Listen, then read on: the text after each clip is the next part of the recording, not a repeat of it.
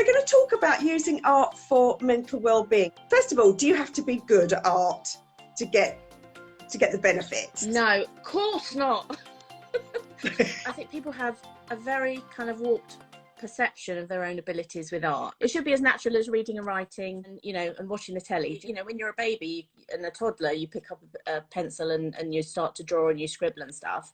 And then people start to judge themselves so harshly with art. And I hear that more than anything else in the whole world is people saying, I can't do art, I wouldn't even try. So they really cut off that whole area of their lives because they think that they have to have talent. You have to have talent in order to do art, but you don't have to be an expert to have a go.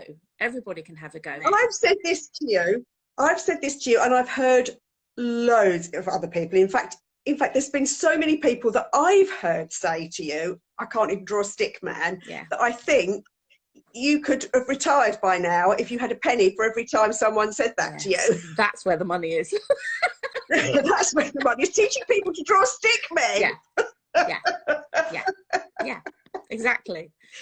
So why do you think it is that people think that they have to be like Picasso or Constable or I think Rembrandt, otherwise they're useless? So I think what happens is that more often than not, people who share their art and share their finished paintings, they're quite often, you know, they'll be wonderful, they'll be amazing, we'll think, oh my God, how did they do that? But what they don't see is the 100 paintings before that one. They don't see the hours and the weeks and the months of practice. They don't see all the, you know, the millions of mistakes. I hate the word mistakes, but they don't see all the practice that goes into it. And it's just like anything. If you practice, you get better. That's the only way of doing it. So because people only see that end product, the beautiful, finished, 100%, you know, as perfect as the artist can get it, they think that it's out of reach and they can't do it. But it is literally just about the practice. And I really, really firmly believe that practice trumps talent every time. Because if you're practicing and if you're doing it, and if you're doing a little bit every day, or if you're doing a little bit every week, then you're going to progress. It's just like learning anything. It's like learning a language. It's only by the practice that you actually get there. And there's the fun in the practice, because you learn all the ways that don't work. And then, you know, you start to learn all the ways that do work. And the process. And when you realize that, then you stop critiquing yourself and you think, oh, sod it. It doesn't have to be, sod it. It doesn't have to be wonderful. But at least I'm trying. At least I'm having a go. And the benefits while you're having a go are tremendous. So go on. So how do you feel when you're immersed in either a drawing or a painting, or because you do so much, you do the paint, when you there's so many things that you do. So how do you feel when you're immersed in doing some artwork? When I'm actually creating artwork, it's my happy place. So my brain goes into a completely different zone. So it's like anybody who's got, you know, something that they're absolutely key and passionate about, their brain probably does exactly the same thing. You just go into the zone. You forget about everything else. You zone out everything else. You're just concentrating on what you're doing. You're not worried too much about the end product. But it's that calming. It's that calming feeling, that sense of, you know, well-being, and like you've achieved something. I've written down a few bits and pieces. I wonder if I can read them out to you about the research. Yeah, okay. So there's been, obviously over the years, lots and lots of research about what art actually does to your brain. So researchers have found that making art can delay age-related decline of certain brain functions, which is incredible. That creating art can help make significant improvement in brain function, increased blood flow to the brain. It can help to keep the mind sharp and lucid, and it's also great for hand-to-eye coordination, and also for concentration. So basically, it's a fantastic well-being all-rounder. And beyond that, art can help us cope with stressful situations in our day-to-day life. We all know how the world has kind of gone upside down, and it can be incredibly stressful for a lot of people. And so there's something very, very powerful about taking time out, sitting down with a piece of paper and a pen, and focusing all of your attention on the art in front of you, and it quietens all of that noise that's going on, all of that, you know, the frustration and the fear and stuff that can be happening in the outside world. It can just slip away. So it's an incredibly mindful, calming experience. And at the end of the process, if you're ending up with a piece of artwork that you're actually proud of, then that's a win-win situation. So yeah, so that's why I think that art should be in everybody's lives, especially those who think that they can't do art. Yeah, to encourage them. And Lorraine, I need to get back to it. I think that as we're coming out of lockdown, there's more anxiety.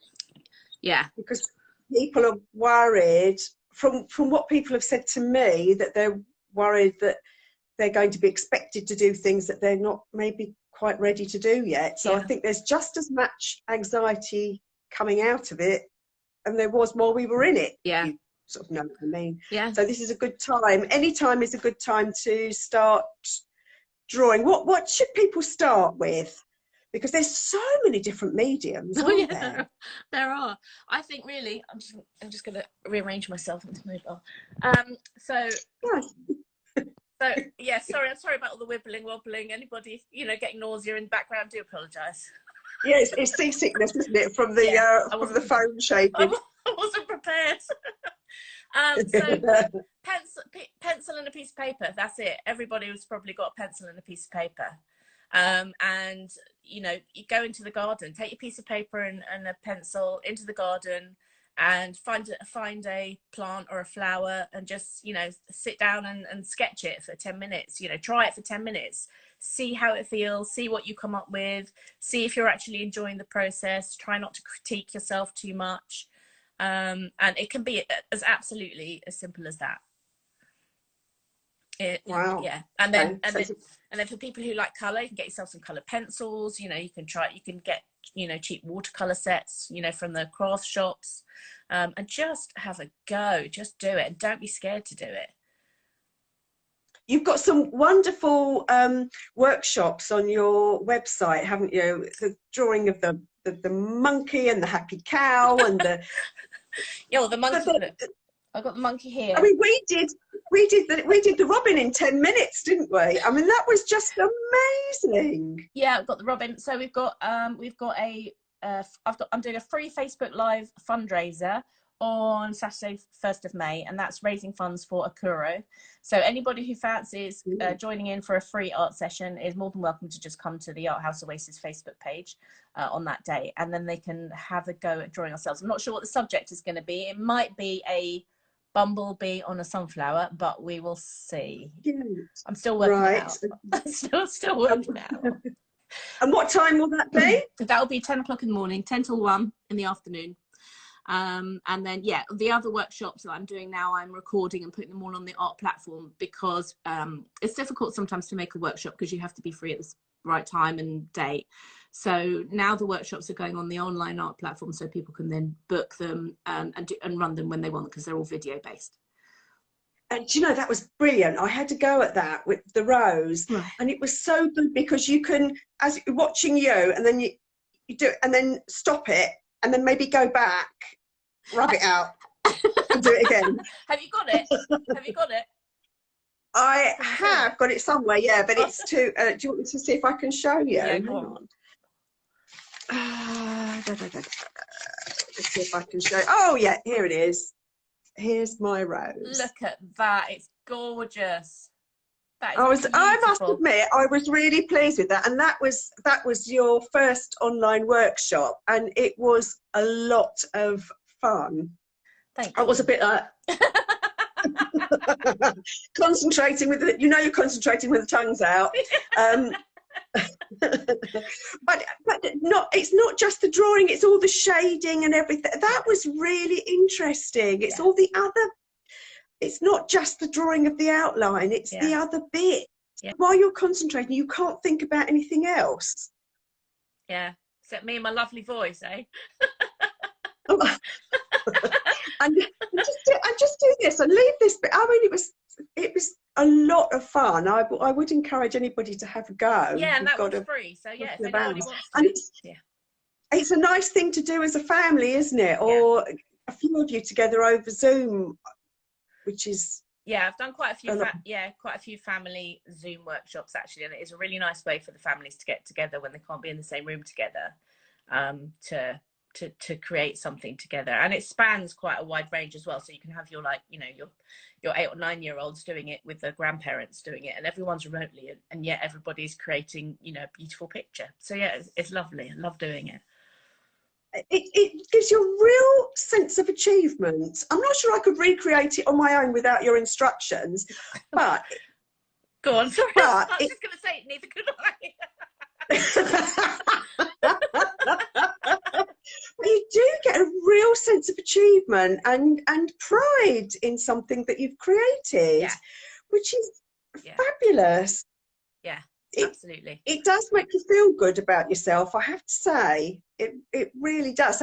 So how old were you when you started picking up, or do you remember how old you were when you picked up your pencils and started, I think, doing anything for fun? Yeah, I think as soon as I could pick up a pencil, I was drawing. So yeah, from a very young age, from a toddler, and then all throughout school.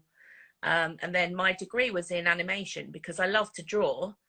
And then I was really excited about the fact that you could make drawings move. So yeah, my degree was in kind of hand-drawn animation, but it was too difficult to get a job. After my degree, I spent a year trying to get into animation companies and couldn't do it. So then I went into graphic design.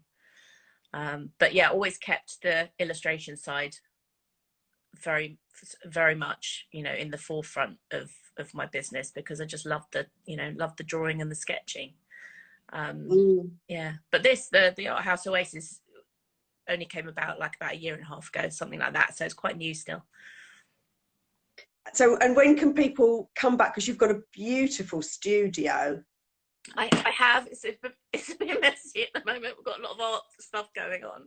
But yeah, I can see those flowers. I can see the flowers in the background. Is that what the ones that you did for your daughter? Yeah, absolutely. We were doing that last night. That's acrylics, and then the seascapes are acrylics and oils. We're having a little practice with oils at the moment. And then I'm working on a workshop for the Little Arts Workshop in Stortford. I will be hopefully running an acrylic painting class there at some point soon. So yeah, so the studio hopefully will be open at some point. Haven't quite got there yet, so I don't have any dates for that yet, but they will be coming. Mm-hmm. And how can people find you and join in with any of, you know, how do people join in with any of your workshops?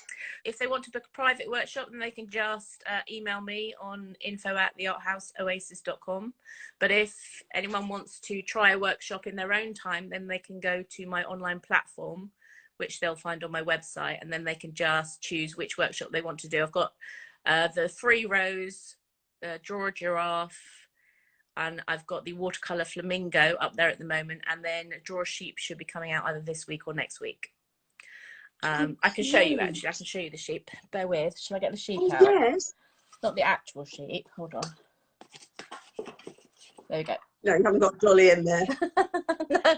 Oh, so she's gorgeous. I love the little smile. Yeah. Yeah. They're not hyper-realistic animals. They are usually grinning from ear to ear. So yeah.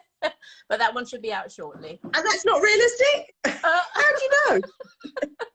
Okay, it's fairly realistic. I just don't know about the smile. So has anybody got any questions they want to ask Gabrielle? Because now's your opportunity to ask anything. Oh, yeah, thanks, Lorraine. She lost my teddy. I was padding before we went. I've got my teddy from when I was a baby in the background. I can see the teddy. Thank you for padding. Or maybe that's something. Maybe that's something I could draw. Draw Teddy. Yes, absolutely. I've got Teddy on my list actually of things to teach. Oh, there you go. There you go. Because I did say you did offer a challenge when we were doing our Zoom call. Yes. Of drawing for 10 minutes a day, and I haven't done the plant, but maybe I'll have a go at Teddy instead. Oh, so did you get any 10 minutes done between now and Sunday? No, I didn't, but maybe maybe the plant wasn't the inspiration. So maybe I'll have a go at Teddy, and then I Yeah, can show you. I would love to see that. That'd be wonderful. 10 minutes, that's all. 10 minutes. So what's the next step for the Arthouse Oasis? How is that going to develop as lockdown finishes and the year progresses? I hope to start creating more workshops that I can put on the platform so that people can do when they want, and I'm loving doing the charity fundraisers. So if anybody else has a charity fundraiser they'd like help with, then get in touch, because the Facebook lives work quite well, because then people can join in, they can donate. So that's a win-win for everybody. And yeah, just growing, just more workshops, and hopefully opening up the studio soon, so that I can have people here as well to start trying art for absolute beginners. Yay, yay, because I think we all get put off at school, or a lot of us got put off at school, because you're not as arty as some of the others in the class, and it makes you a bit despondent, doesn't it? Yeah. But yeah, it does. as you say, it's all in the practice. Yeah, I think teachers, you know, a lot of the time also I hear that teachers, you know, people say, oh, my teacher told me I was rubbish at art, so I didn't bother. You know, I think, you know, it's really unfortunate that people have that. But hopefully, it's never too late to start. It's never too late to learn that you are an artist, and we're all artists. Wow, yes, yes, just different styles. Different styles, different qualities. And, you know, again, it's just about the practice. You know, the only reason that I can draw a sheep like that, I wasn't born knowing how to draw a sheep like that. It's blooming practice, isn't it? So how do you choose the subjects for the workshops? I ask people what they want to draw. I mean, it's very much based on that. So I have a list on my computer, and every sort of, you know, couple of weeks or something I post out saying, you know, what do people want to draw, what do people want to try watercolor painting with, you know, and I just have that and I go through it. So that's it. And sometimes they're popular and sometimes not so much. So it really depends. So for example, I've created a cupcake workshop, or I'm creating a cupcake workshop, because I think cupcakes are gorgeous and I really fancy drawing something pretty and delicate, you know, and then almost a little bit weddingy, and didn't have any takers for that, but I really loved it, so I'm going to put it out there. Oh, you enjoyed yourself anyway. I enjoyed myself. You got to get your kicks where you can, right? So what's the more popular, the animals? Yeah, animals seem to be really popular. Yeah, and I've had some requests for landscapes with the watercolors. So we've got the daisy landscape, which we've done, but I need to do some more landscapes. So yeah, that will be coming up in watercolors at some point. As people can sort of meet outside, are you going to open up? Because you've got a nice garden, haven't you? Maybe draw some of those lovely deer that come eat all your plants. We'd have to wrestle them to the floor first. Possibly, if there was some interest in that, then I would consider that. Yeah, it's possible. Anything's possible at this point. We'll have to see how it goes over the next few months, I think. See how the world opens up, and if it's, you know, safe to do so. You know, play it by ear, I think, at the moment. Yeah. Oh, lovely. Thank you so much for your time, Gabby. Thank you for talking to me. And just remind everybody again about the next workshop you have. Is the next one the charity one, or what's the next one that you've got coming up? Yeah, the next one is the charity Facebook Live charity fundraiser for Okuro Care Services, and that is on Saturday, May the 1st, 10 a.m. till 1 p.m. Just turn up to Facebook with plain pencils and colour pencils if you have them, and be prepared to draw for a couple of hours. Nice, nice. Now, Elaine asked a question and I can't find it. I think she asked, what is your, oh, hang on. What is your preference to work with paint-wise? Elaine asks. I work with watercolours, but generally I work with watercolours, but I'm now introducing oils and acrylics. But I think so far watercolours is my favourite. It's very unpredictable. You don't know what you're going to get, but I think it's the prettiest. And what's the, not the easiest to work with, what are the different qualities for each of the mediums? Probably watercolor's the most unpredictable, so it's the trickiest because you're quite often working with a lot of water with the pigment, so that's why it's unpredictable, because it moves around, because it dries so much lighter than when you're working with it wet.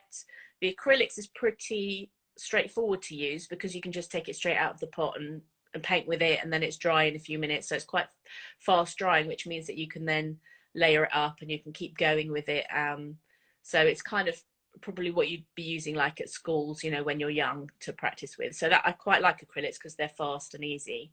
And then oils, I've got the least experience with, so I'm just working with them now, working my way through it. So I don't have enough experience with the oils to make a comment on it, other than the colours are really, really pretty, really beautiful quality colours. These ones, like, I've just been working on these. So these are going to be built up into proper seascapes. But so that's just like a couple of layers so far. But there is just something really, really kind of gorgeous. Oh, I love the way it goes around the corners. Oh yeah. Oh, yeah, cool. all over. So yeah, oh, do you know what we didn't? You know what we didn't talk about? That the fact that if people like what they've produced, they can turn them into cushions and plates and all sorts of things. We forgot to talk about that. Yeah, absolutely. So look, I'll show you an example. This is one of the watercolor workshops. So what we do is kind of take a close up of the image. This is the daisy landscape, and then you can put them onto cushions and onto the masks. So that's I love my mask. Do you know, I've had so many comments the last couple of weeks. I've got two masks. I've got the monkey and the giraffe, and I've had I've been wearing them for months. But the last 2 weeks, somebody will stop me at the supermarket and say, "Oh, love your mask." The other thing that we do, I was just going to say that I haven't got my hands on at the moment, is the tattoos. So we've started doing, so what you can do is take your art when you've, you know, completed your rose or your flowers or your, you know, your watercolor painting or your, you know, monkey or whatever, we can then have it transferred onto tattoos that you can wear. So you can wear your own art on your body.